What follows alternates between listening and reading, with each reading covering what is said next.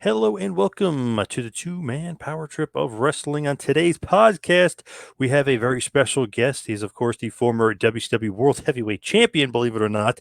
He is Yeah. also the former head writer of WCW and the WWF. He is Mr. Vince Russo. Vince, welcome back. How you doing today, sir? What is going on, John? How are you doing, my friend?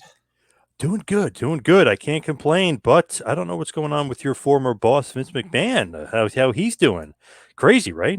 Well, I mean, I don't think it's crazy at all. I think it's all just caught up with them. And, bro, now that it looks like it's reached a federal level, man, I think the guy's in severe trouble because they're coming from many different areas. It's not just hush money. It's, now it's insider trading. Now it's, did he pay the hush money out of, company funds, which it sounds like he did. There are many, many, many different levels to this now. And, man, for him to skate on all of them, I don't see that happening, man. And I was just talking to somebody. They were saying, and I kind of don't understand it. I don't get it perfectly, but they were saying if he even paid it with his own money, if you take your own money, let's say, out of nowhere and you put it into the company and the company makes these payments, it's almost like you're giving the company extra money, making them worth more. But where is that money coming from and why is it, what I mean? Like, where is that money going to? So Yeah, even if you, and they've already said, bro, they've got to completely redo the books to yeah, figure in $14.5 million. And bro, here's the one telling thing to me because a lot of people were not around then. But in the early 90s, bro, when that steroid trial was going down, Vince was screaming from the top of the mountain his innocence.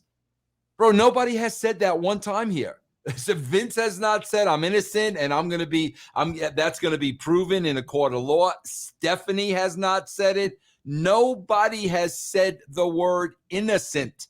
To me, that speaks volumes, bro. If I'm accused of something and I'm innocent, you're going to know I'm innocent. But not one person from that family or that camp has said that word. I mean, come on, bro. Weinstein said he was innocent. Bill Cosby said he was innocent. R. Kelly said he was innocent. They all said they were innocent. Bro, nobody has said they're innocent.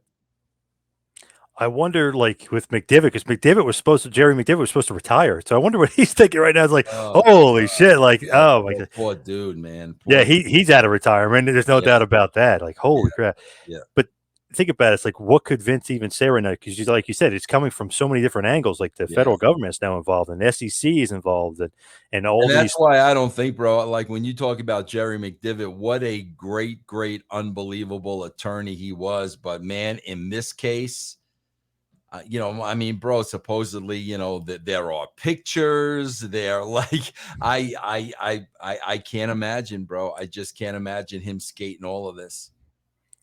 Funny, imagine if like that's your client, like eccentric billionaire, crazy guy, can't keep him under control. It's like, all right, we Oh, got this locked up, we got the steroids thing locked up. Oh, then this happened. Oh, the yep, tanning salon. Oh, you know what I mean? It's like, yep. Unbelievable. I mean, don't get me wrong, bro. Vince has made that guy a zillion oh god, dollars. yeah, oh god, yeah. But oh my God, bro, yeah, there were probably many sleepless nights in the life of Jerry McDivitt, bro. No doubt about it.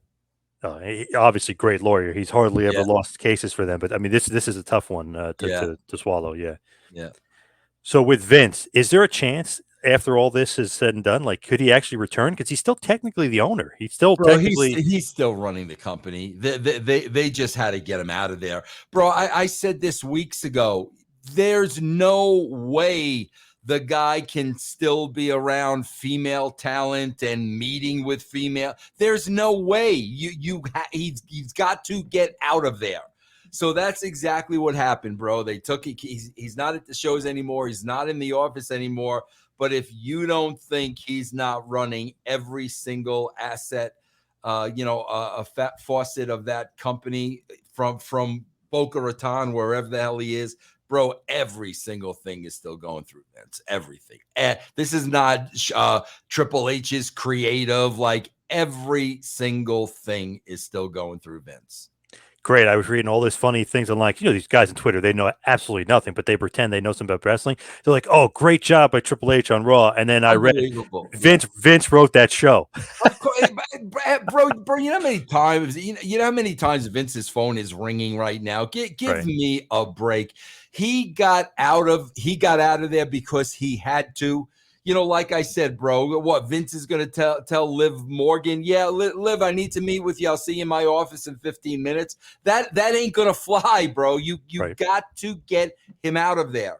And they did that. But if you think he's not running the company, like you're just a moron. I was laughing because obviously Vince wrote that show. They say the last week before he quote unquote left, so they were using his show. So it wasn't Triple H's creative. And then they're like, "Oh, Roman Reigns, he ripped Vince or whatever." It was just an ad lib line. Who's your daddy? The old Pedro Martinez thing. It was just an ad lib funny line. It wasn't Triple H getting his revenge. I mean, that's his father-in-law who he's like a disciple of. So Yeah, he's not going to say anything bad about Vince. it's so ridiculous, bro. I mean, Vince has all the puppets in place from Stephanie to Hunter, and it's business as usual. He's just not physically there.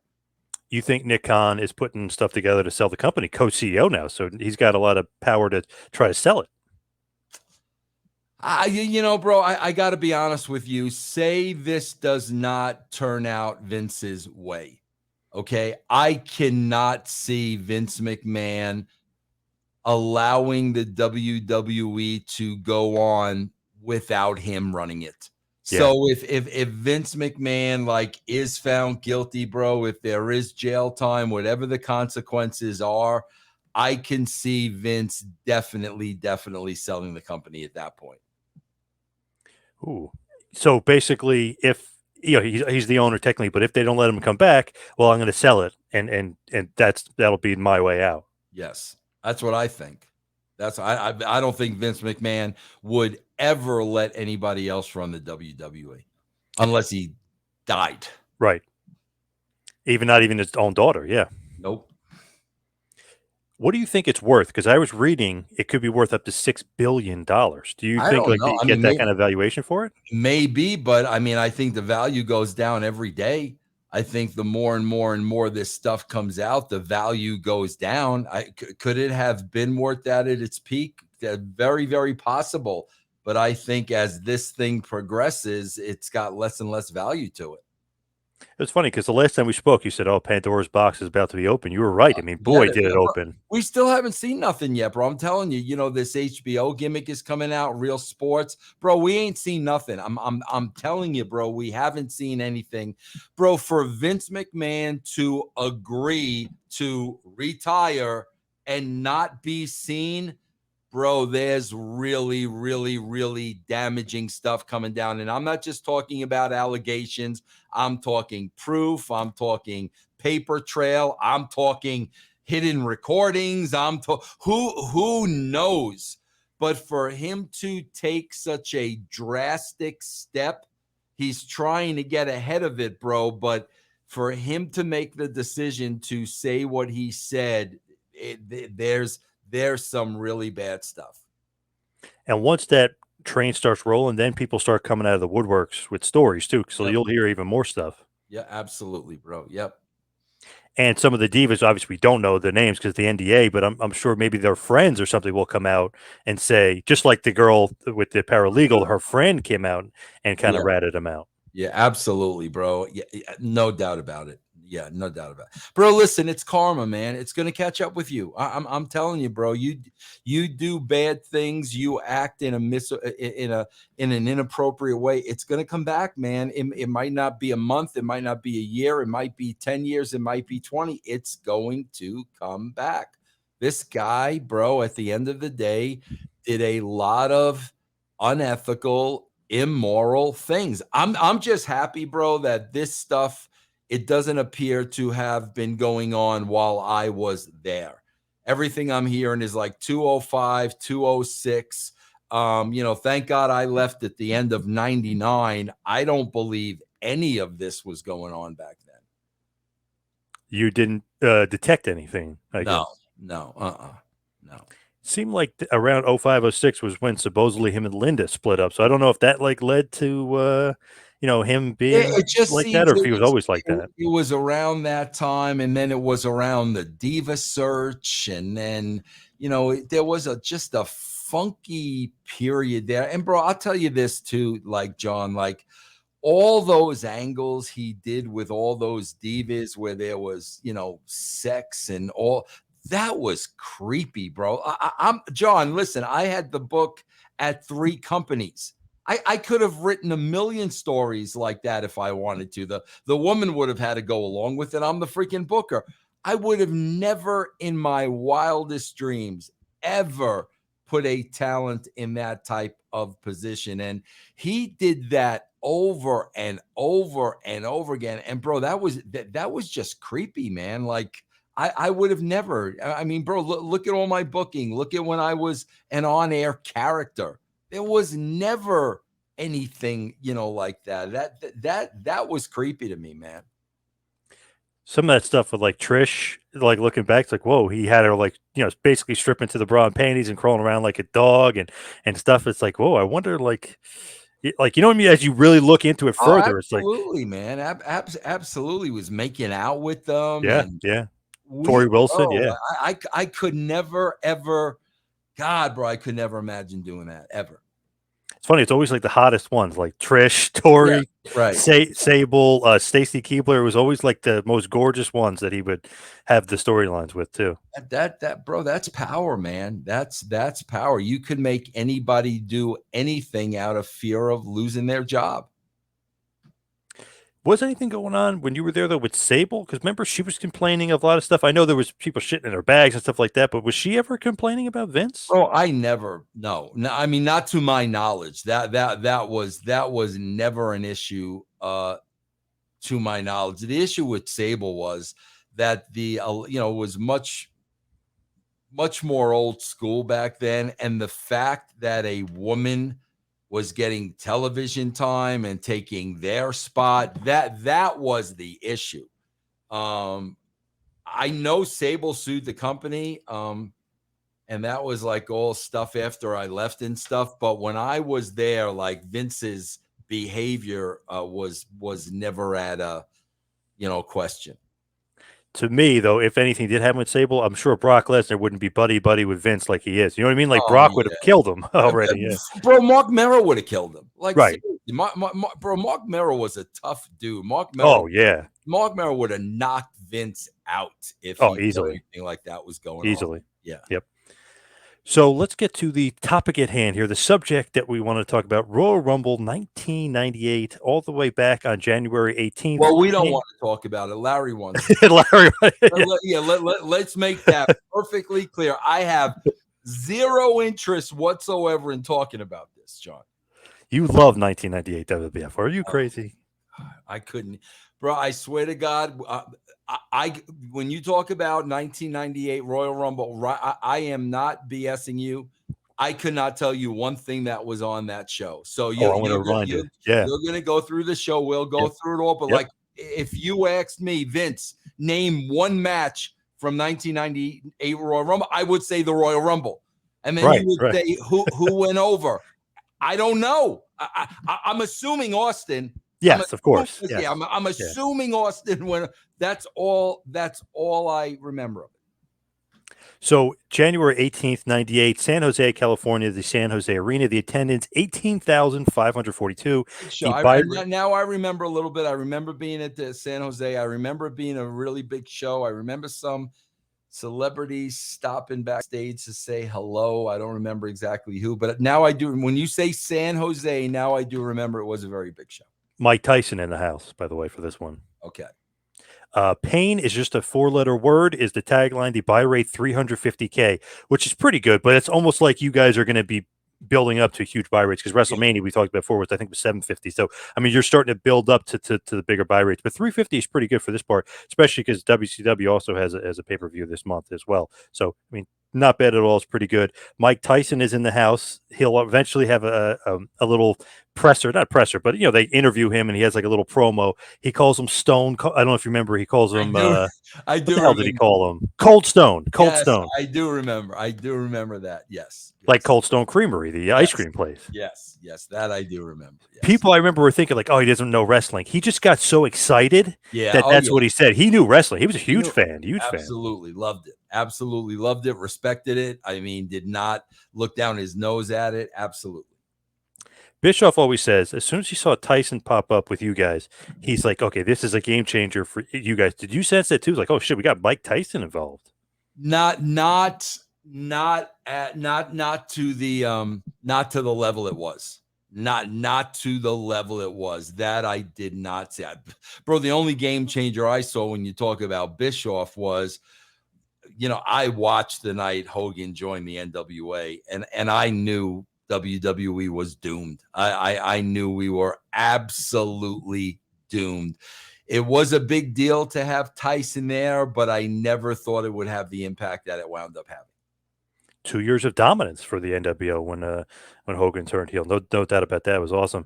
The Mike Tyson stuff is just surprising because he's controversial as hell at this point. Biting people's ears. Yeah, He's yeah. got And he's got bro, rape charge. and that's where, like, I'll give Vince 1000% credit. It was all his idea.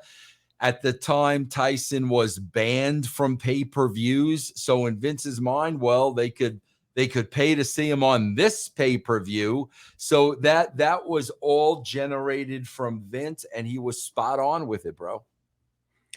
As the writer, and booking the shows and writing the shows, you think to yourself, "Oh shit, Mike Tyson! Like what could we do here? I mean, this is like a great controversial figure, but there's be so many eyes on him. You know what I mean? No, not really, man. No, Like, it's wow. just, honestly, bro, it's like it's just another character on the show. You want to use them to 100% of capability. There's no question about that. You want to get every ounce out of it. But I mean, you kind of just it was another character on the show, man. Really. Was Vince a boxing fan at all? Because I've always heard he's not a fan of sports except for football, but he doesn't really pay attention. Like, is he a Tyson fan? Bro, I think Vince's motivation was, I think Vince wanted to manage Tyson's career. I really believe that without a shadow of a doubt. I really feel it was twofold. I thought it was, Vince thought Tyson would spike the pay-per-view buy, and I also thought Vince wanted to get into business with Mike Tyson. I always believe that. And at this point, really, WWE does a good job on pay-per-view at this point too. Really, WWF is like what people think of. It's almost like WWF created the genre of pay-per-view, and then Mike Tyson kind of like broke the mold and broke the ceiling of like being the draw. So Vince, WWF, and Tyson pay-per-view, it goes together to me. Absolutely. I agree 100%. Yep.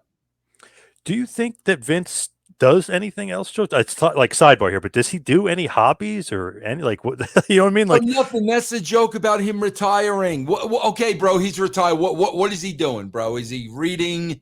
Is he walking on the beach, kicking up sand? Is he playing bridge? Is he fishing? Give me a break. The man doesn't know anything but the WWE, bro. That's why when I hear the word Vince McMahon and retirement, it makes me laugh. The only thing that the only time I will believe Vince McMahon and retirement is when he's doing time. Yes, okay. Now he's retired, bro. Hunter's not going to be able to call him in a jail cell, bro. Now he's retired, but now it's a joke, bro.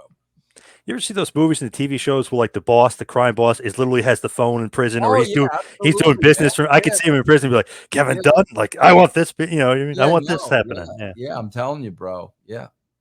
Funny that people online are attacking like Bruce and Kevin Dunn. I guess they don't like Kevin Dunn's production, and I guess he said he didn't like Becky Lynch's accent, or so people like Bro, attacking. But isn't that crazy? They attack they're these guys that they don't morons. know. They They're don't know these freaking. guys. They're Yeah. absolute morons, and they have no idea what Kevin Dunn brings to the table. They got no idea the knowledge of Bruce. Bro, listen, Bruce and I have had our up and downs. Bruce is a political animal. I mean, there's no question about that. But that doesn't that doesn't erase his knowledge and what he's good at and what he brings to the table. It doesn't erase any of that. And if you think you're just going to replace guys like Bruce and Kevin, you're out of your freaking mind. The WWE would not be what it is right now without Kevin Dunn, bro. Kevin Dunn's importance to that company is just as important as Vince McMahon's. I laugh at that kind of stuff because I'm So do like, I. wow, just because they don't like his camera cuts, they're Yeah. like to go after him. Yep. And oh, he had an opinion. He didn't think Becky was Right. attractive, or he thought he didn't like her accent. That's TV. I mean, you see that Exactly. everywhere in TV. Like, oh, this Absolutely, you person not do. attractive. I don't like this accent. Like, that's TV for you. Absolutely, bro. It's all about ratings and it's all about numbers, and that's his opinion. I mean, why are you getting so freaking upset over one guy's opinion? Crazy that people don't realize, like, okay, the guy has been around, even Bruce too, for 40 years. The amount of knowledge and experience that these Yep. guys have, it's Yep. like through the roof. And Absolutely, these man. guys aren't being charged with like sexual allegations. So Right. that has nothing to do with Vince. So it's like, Yep. why are you attacking these guys? It just doesn't make sense. They don't know. They're morons. I mean, people that are following the Meltzers and the Johnsons and the Sean Ross Sapps, they're just absolutely clueless, bro. Those people have a clue. Unless you've been in there, unless you know the personalities, bro, you don't know shit. Do you also hate that these random people are rooting for people to lose their jobs too? Because that's kind of Absolutely. strange. Bruce Absolutely. literally uprooted his life from Houston to Connecticut. Like, oh, good. Hopefully he loses. Oh, what? So now he's going to Absolutely. move back to Houston? Like, I don't want any. Look, no, bro. Listen. I don't want to say I don't want anybody to lose their job, bro. If you're guilty of the things Vince are guilty of, yeah, bro, you should right. lose your job. There's no question about it. If you didn't perform, yeah, you should lose your job. If you didn't deliver, yeah, you should lose your job. But to lose your job because I don't like you, oh my God, bro, please give me a break, man. Watch WWE and watch AEW. You could tell the production value from Kevin Dunn's point of view. I mean, it's the best. It's the Yep. best of anything I've seen. Yep. And it's way better. Look at UFC. It shits on UFC, which is, $1 billion. I mean, its production value is better than everybody else by a mile. No doubt about it, bro. No doubt. No doubt. I'm a Kevin Dunn fan. He never did anything to me. He never caused me a problem. We always worked well together. I'm never going to say a bad thing about that guy. Now, maybe other people had other experiences with him that I didn't and that I don't know about. I'm just talking about my working relationship with him over a period of time. I don't have one negative thing to say about the guy. Now, the Royal Rumble, in essence, is a lot of Pat Patterson, right? Like, I mean, I know he created it, but is he involved in this one? Like, every year he comes in and books the Royal Rumble? Yes, he's definitely involved. Yes. What does that entail for you? Like, you have to work with him hand in hand, like for the Oh, show? not at all. I just know what I need to finish to be. I mean, So, that's pretty much it. Like kind of when you're talking about the writing, the important thing in the writing is the last four guys and what you need to finish to be. As far as the laying out of the match and the order, and that's all on the agent and the wrestlers. what is his role though, or responsibility? Like, what is he doing? Like Pat, when he comes in and he's booking the Royal Rumble, Laying out the entire thing, who comes when, who gets eliminated by who, literally laying out the whole thing from start to finish. when he's doing that though, like, is he with the writers? Is he with Vince? Is he with the wrestler? Like, what? Like, where is he? He's with the wrestlers. Vince has nothing to do with this. Pat is handling this whole thing. So Pat will have all the wrestlers there. All 30 guys will be there. And Pat will go through the order, who's eliminating who, how they're getting eliminated. So Pat is there with all the participants of the match. Vince is not there. With Pat, it seems like that is a really, I don't know, like a really big thing because it's like, okay, this guy comes in here, who eliminates him? Yeah. Like, it's a lot. It's like a If you think, mathematic equation, bro. Like seriously. And that's why I never in a million years would ever take credit for that. This is who the final four are. This is what the finish needs to be. This is who's going over. That's it. To me, I always kind of get confused. I remember years ago, I was asking like Ted DiBiase about this. Like, hey, Ted, like when you're in the Royal Rumble, how do you know? He said he only knew like who he was eliminating and who he Yeah, was eliminated by. So yeah. there's no complication for the wrestler. But for Pat, it's 30. You know what I mean? The guy, he makes Yeah, it very simple. and bro, don't get me wrong. He's writing out a roadmap. I mean, he's writing this all out. But yeah, absolutely, bro. They know who they're eliminating and who's eliminating them. Easy to work with, Pat? Oh God, bro, please. I mean, Pat. I mean, bro. When I was working with Pat, there was a personal relationship. Pat and Bruce were very, very close. I was close to Bruce, so I kind of got brought into that Pat circle. So there were many times, bro. I hung out with Pat and his partner Louie, many, many, many times. It was beyond just working, at TV with Pat. I mean, I was with Pat many, many times on a personal level. So to me, everyone always says it's his baby, the thing he created. Like Vince gives him so much respect and so much is like, okay, here's your baby. But this is the build up to WrestleMania. So it's so important. Yeah, absolutely, bro. But Vince obviously 100% trusted and never questioned Pat. This is probably to a lot of people the second biggest pay per view of the year, even over SummerSlam, because it's the build up to WrestleMania. Usually, it's going to find out what the main event of WrestleMania might be. Did you guys sense that when you were putting the show together too? Like, oh, this is the second most important show. We got to treat it like Just, that, or no? just another show, man. Really? Just as important as the Raw the next night. Wow. Yeah.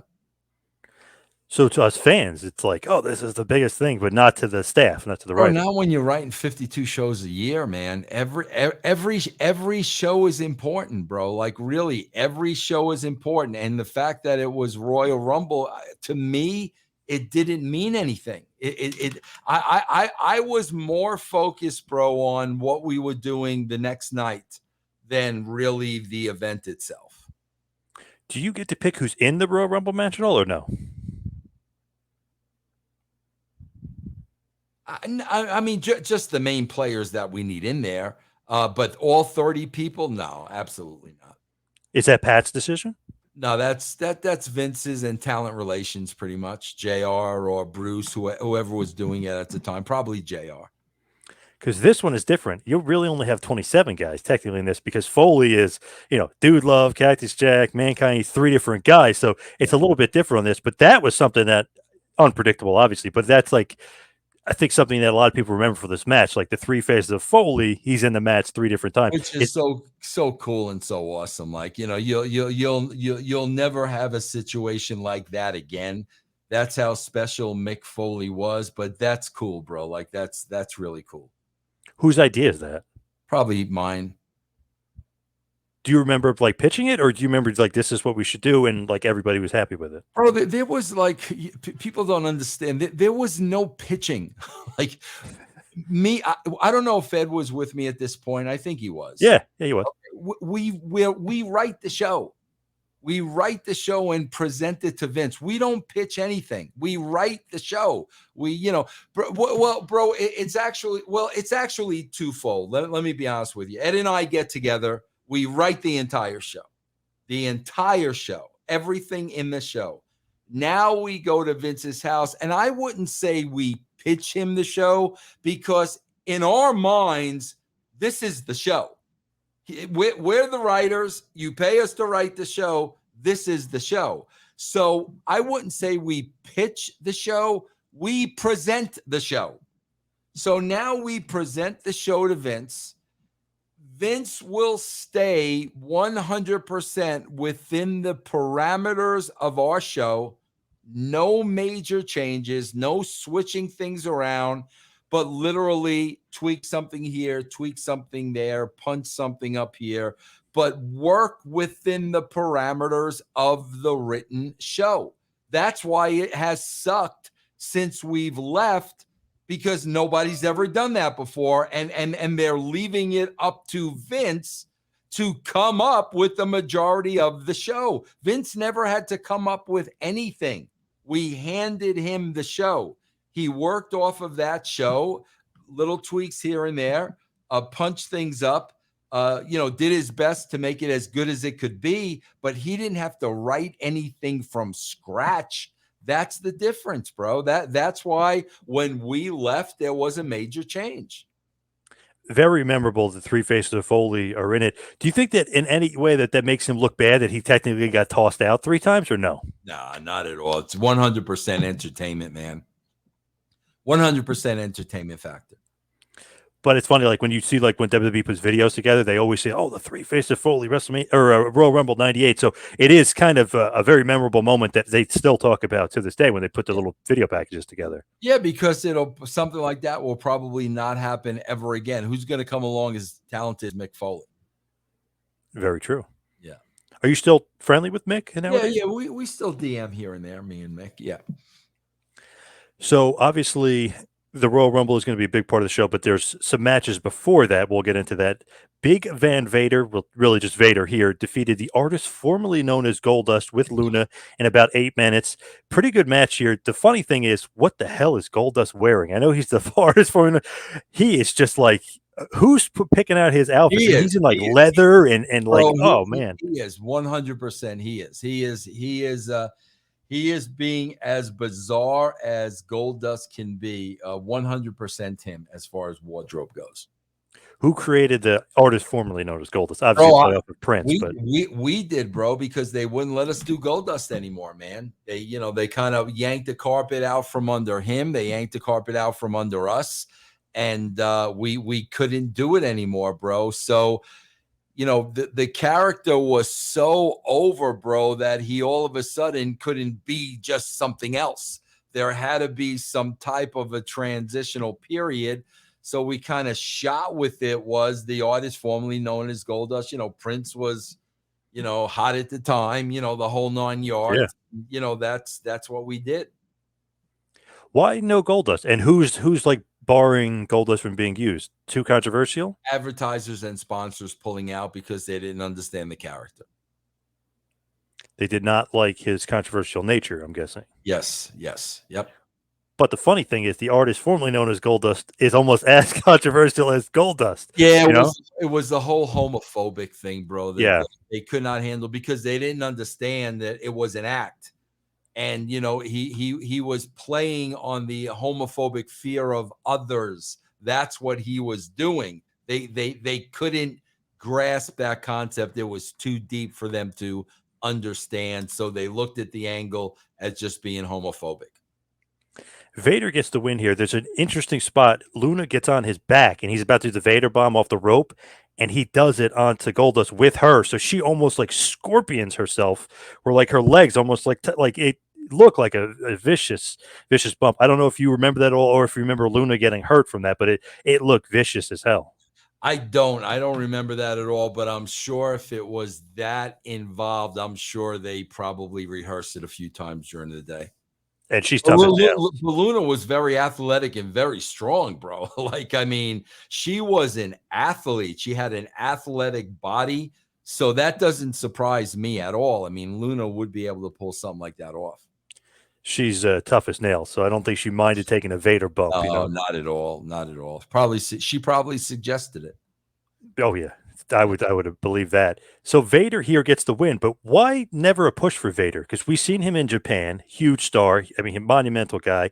We see him in WCW, world champion for a year. I mean, he was dominant. He had great matches with Sting and Flair, and he's got a feud with Hogan. So how come no big push for Vader in the WWE? Bro, at the top level of management, Vince and Bruce, and he was like the brunt end of everybody's joke. And I don't know if it was because things he would say in a personal phone conversation or things he would say in a meeting. I don't know, but I can tell you that, Bruce, Vince, that level, Pat, they never took the guy seriously. And and that probably is a reflection on the guy, personally, and who Leon White was, but they never took the guy personally. I remember when he was arrested in Kuwait, and he was scared shit, and they were making a joke out of it. They weren't returning his phone calls. They weren't getting back to him, and they thought it was hysterical. They thought the fact that this guy was scared for his life was funny. So I don't know, bro. They for whatever reason, they never took the guy seriously. And when Vince feels that strongly about somebody and you know it, bro, you ain't gonna fight that fight. You're just not gonna fight that fight, because you know Vince has an image of this guy in his mind, and he's not going to change it. Crazy to me because Vader's, I mean, he's got dollar signs written all over him. He's an awesome wrestler as far as that. He's got a good character. He could talk a little bit if you want to. He's intimidating as hell. He's scary as hell. A And bro, legit giant. and he never washed his gear. And that could be part of it, bro. Like, seriously, bro, when Vader walked past you, he smelled like vomit. I mean, like vomit. Like, every time he walked by, you thought somebody vomited. He never washed his gear. Bro, something like that can be part of it, because you got to remember, he was working with Sean a lot at the time. Yep. So if Sean is going to Vince, you know, will you tell this guy to wash his freaking gear or whatever? Now it becomes a running joke and a running gag, and now nobody takes Vader seriously. That's how wrestling works, bro. And I know he had issues with Shawn Michaels dating back to SummerSlam 96. He didn't do something in the match, and Michaels blew up and kicked him in the head. So you're supposed to do this. Instead of just rolling with it and ad-libbing, he went nuts on him.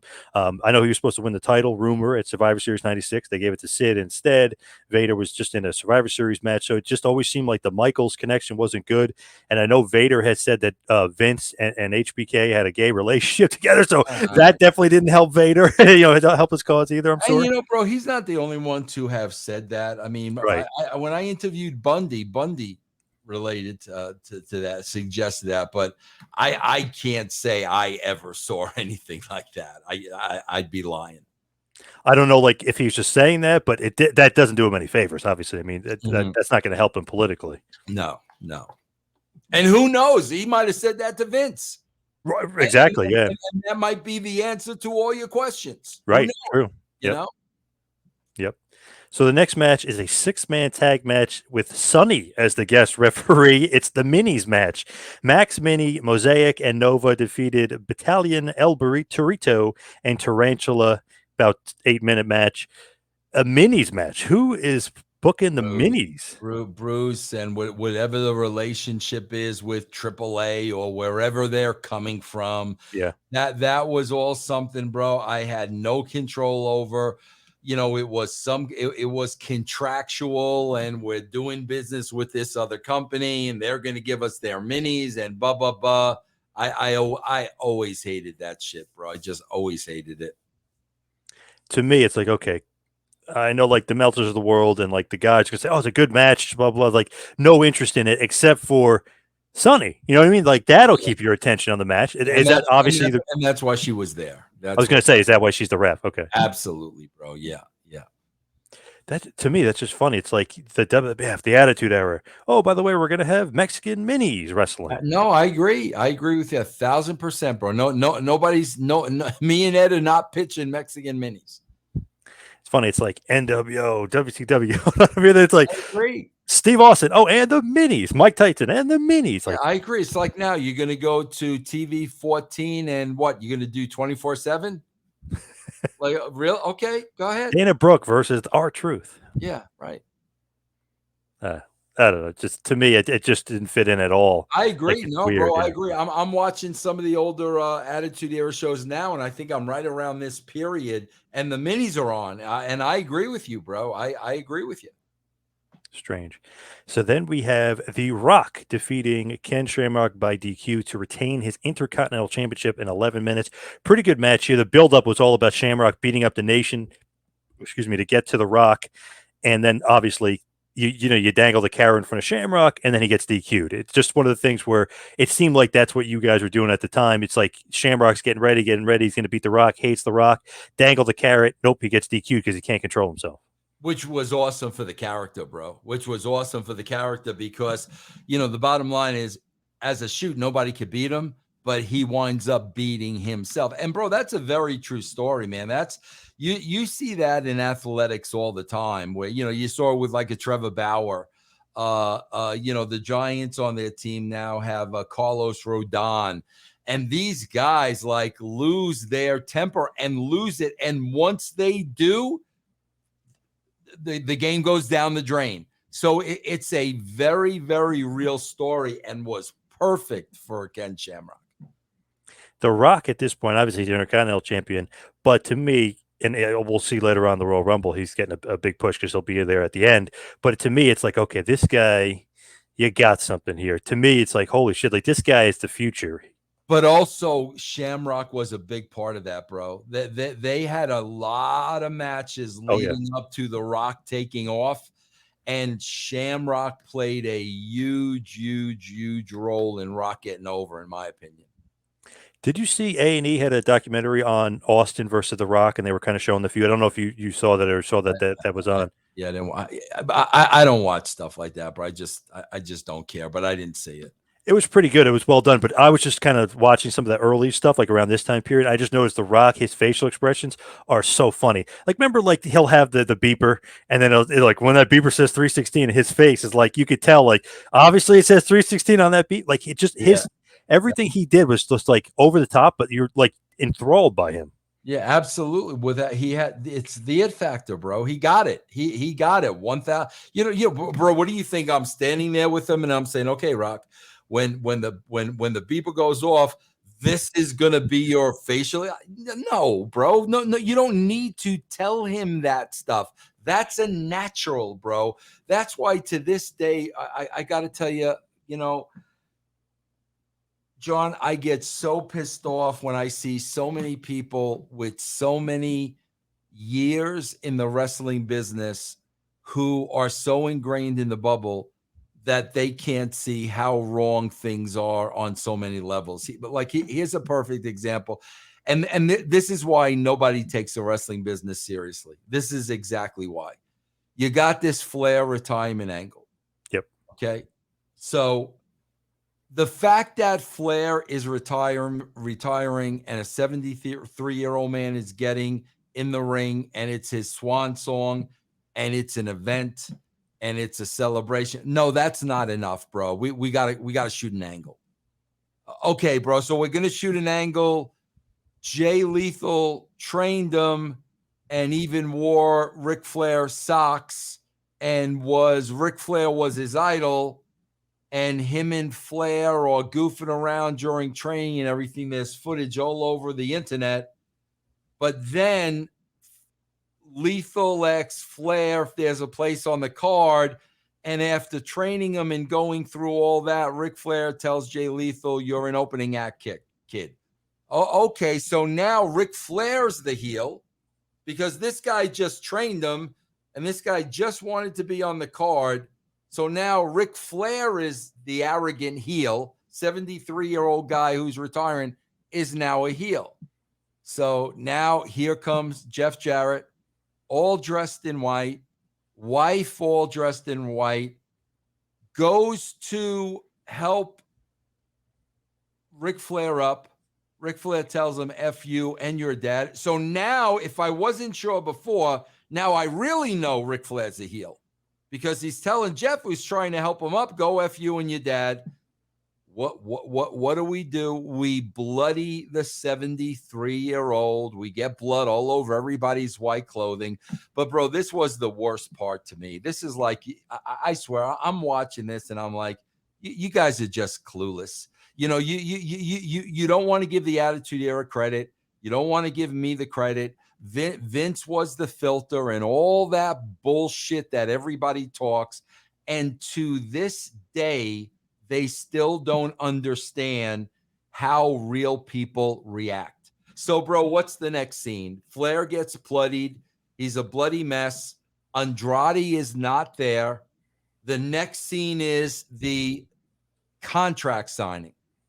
So there's Andrade standing next to 73-year-old Ric Flair, his father-in-law, 2 feet away from the two guys that bloodied him. Now think about it. John, you're married, right? Yep. Okay, think about some thug bloodying your father-in-law, and now he's standing 2 feet away from you. Think about that. Think about that. So of course now there's the contract signing.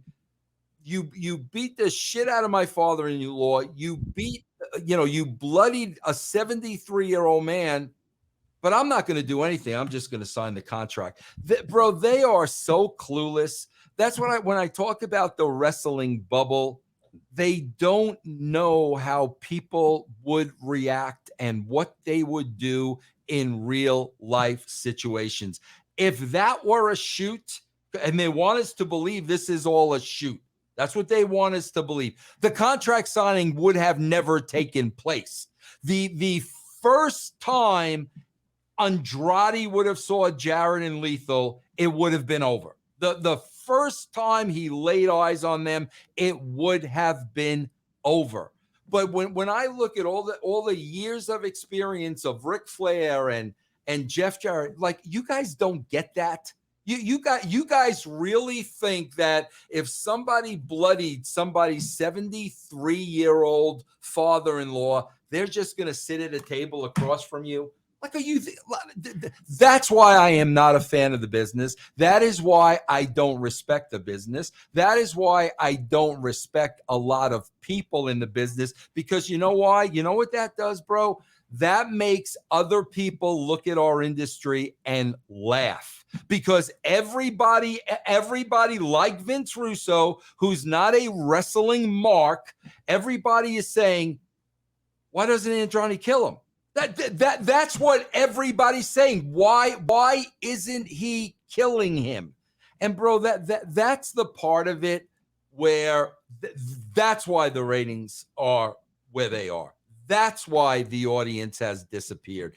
The wrestling business, bro, it has not grown up. It has not matured. It has gone backwards, and even guys with the knowledge and the experience of Flair and Jarrett don't even understand how to do this the right way. And it blows my freaking mind.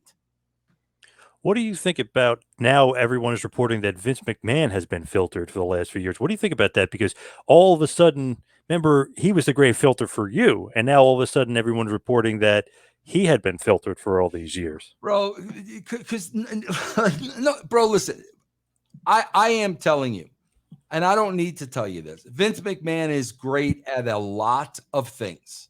A lot of things. You cannot give Vince McMahon a blank sheet of paper and ask him to write a television show. He is not great at that. That's not his forte. That's not what he does. I feel the same way about Eric Bischoff. I worked with Eric on a business level. Bro, I suck at business. I've got no problem saying I suck at business.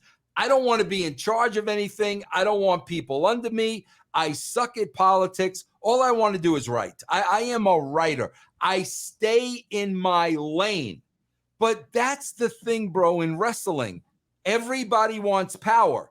How do you get power, bro? Well, I could do this. I could be the business guy, and I could write the show, and I could be talent relations, and I could be head of creative. And you try to accumulate more and more and more to gain power. In the meantime, bro, there's probably one thing you're really, really good at. And that's what I concentrated on doing in my career. What I knew I was good at. I didn't want to become something I wasn't. Vince McMahon could never write a television show from scratch. You could call him my phone. You could say whatever the frig you want to say, bro. He was incapable of writing a television show. I think people lose sight of the fact, John, Ed Ferrara was a professional television writer.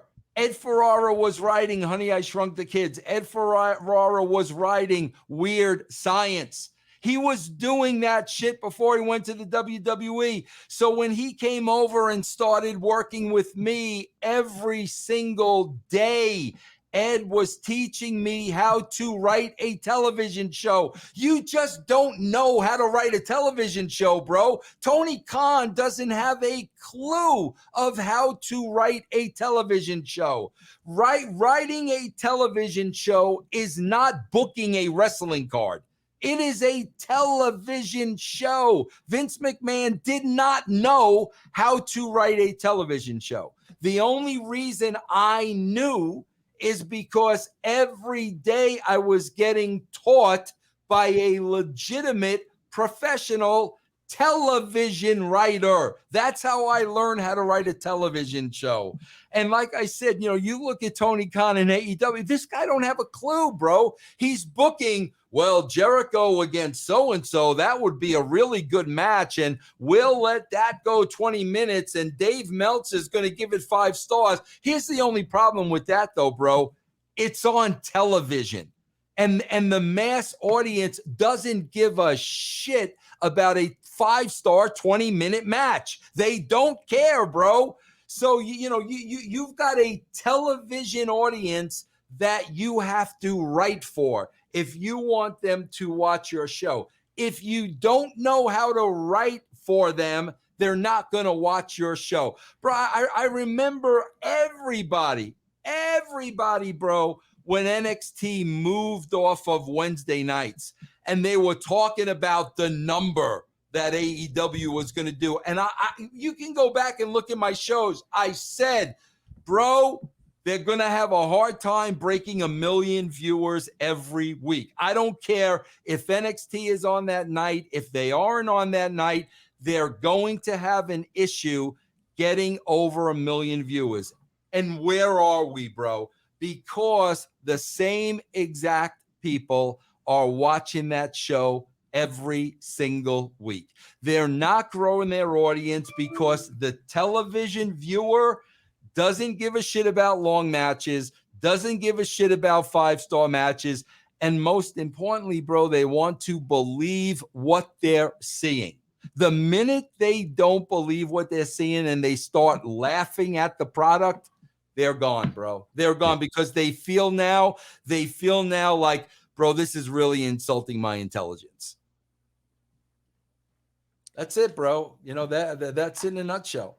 Yeah, there were about 976,000 for the week. Always. So, yeah. There always is. Yep.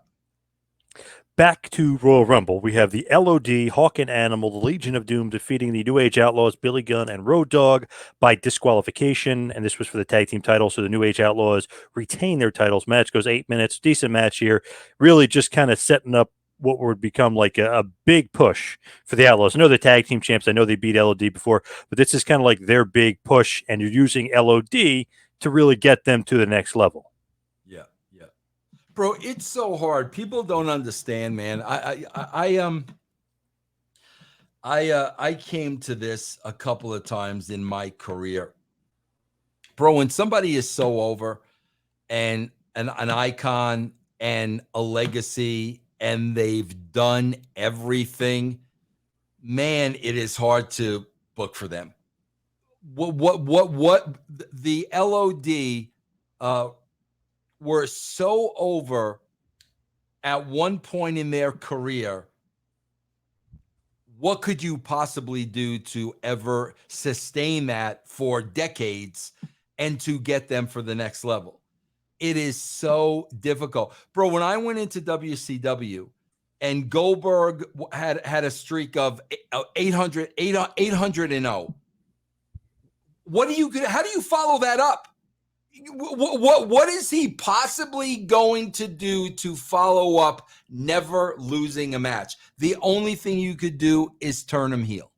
Okay? When you've got a Sting, what are you possibly going to do with a guy that's been on top for so long? And that was the beauty of working with Sting when at TNA we did Joker Sting and all that. Yep. Sting wanted to keep reinventing the character. Like Sting understood, like, bro, I've done everything. Like what can I do? And that's why, a Goldberg turns heel, or a Goldberg or a Sting becomes a clown Sting, because they've reached such a height in their career that there's only one place to go, bro. It's like a boxer, man. It's like, after Tyson reached this pinnacle, after Ali reached this pinnacle, like there's only one place to go. And I think that was the spot really that LOD, was really in at this point, not to mention the issues that Hawk was really, really having at the time, and that becomes part of an issue now when you're trying to book for the guy.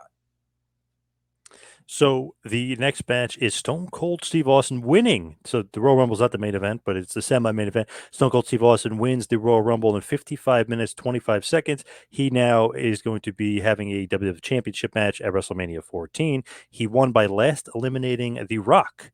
So interesting, 30-man battle royal, last eliminating Rock. A little bit of foreshadowing for what's to come for those two. That's what it seemed like to me. Yeah. Yeah, bro, it's funny because we had a conversation yesterday about, bro, when you look at the time frame that I was there and that I was really writing there was really a handful of people in the title scene. So a lot of times, bro, we had these matches over and over and over again.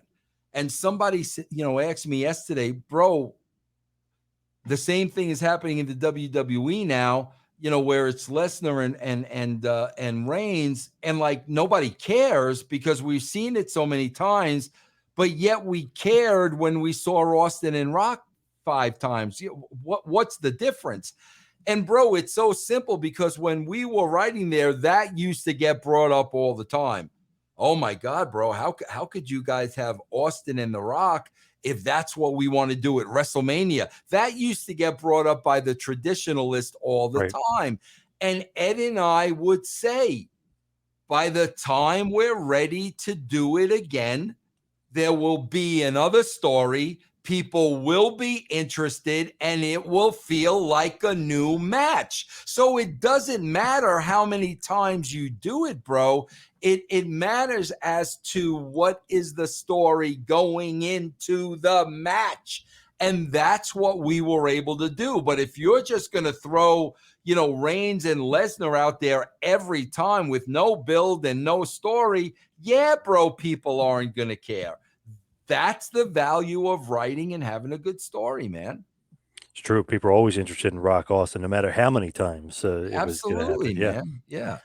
So just quickly, I want to run through the participants. So I'll go from 1 to 30, but I'll do it quickly. Cactus Jack, Chainsaw Charlie, Tom Brandy, The Rock, Mosh, Phineas Godwin, 8-Ball, Blackjack Bradshaw, Owen Hart, Steve Blackman, D'Lo Brown, Kurgan, Mark Merrow, Ken Shamrock, Thrasher, Mankind, Goldust, Jeff Jarrett, the Honky Tonk Man, surprise appearance, Ahmed Johnson, Mark Henry, Skull, Kama, Stone Cold Steve Austin, Henry Godwin, Savio, Farouk, Dude Love, Chains, and the 30th guy in was Vader. Final 4, Dude Love, Farouk, Rock, Steve Austin. The final 2, of course, Rock and Austin, and then awesomely, Austin eliminates him after a stunner and then throws him over the top at the end. So that's the match. Was Steve Austin the focus? Because it seemed like going in, he is the total focus. Everybody wanted to attack him. Everybody wanted to take him out. Everybody wanted to avoid getting beat up by him in a stunner. So it seemed like everybody was the focus. To me, the focus was the story.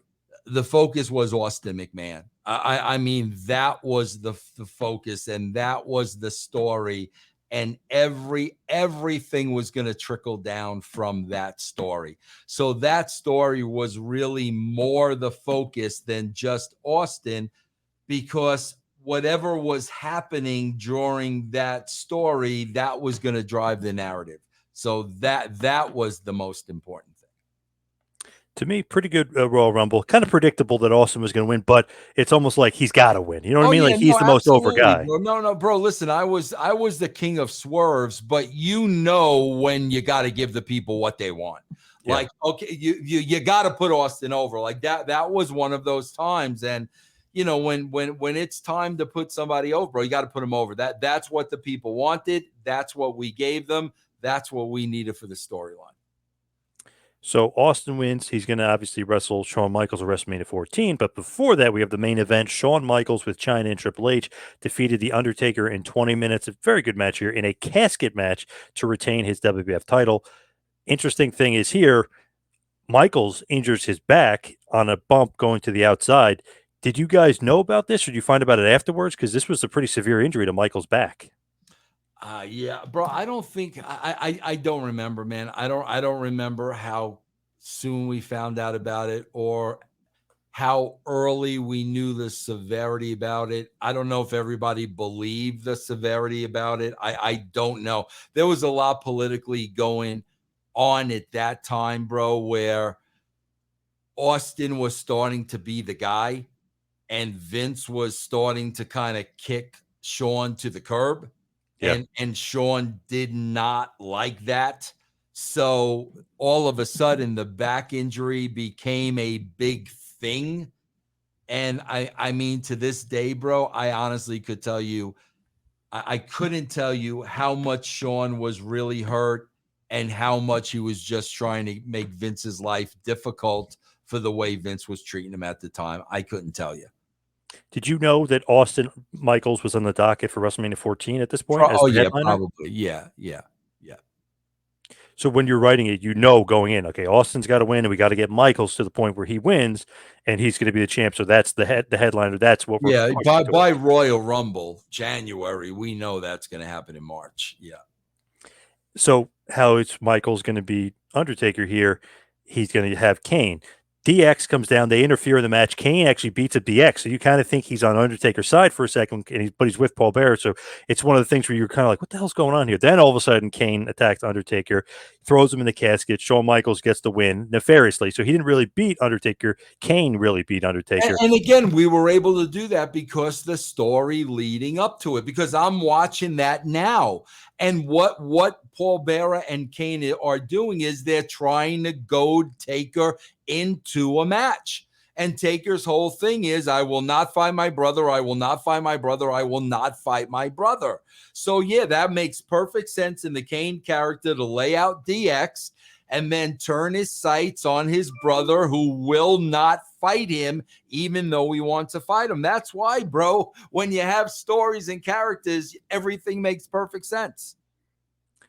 That's not it though. After Michaels wins, Kane makes sure he padlocks the casket, takes an axe, destroys it, rolls it to the towards the entranceway, and then they light the damn thing on fire. Supposedly Undertaker inside, obviously he's really not, but for all intents and purposes, he's lit on fire, and Kane just killed the Undertaker right there. I mean, quite a sight to see. Pretty crazy. Oh yeah, well, bro, that was the beauty of writing for the WWE. You could write anything, and you knew it would get produced. I mean that was the beauty of writing for them.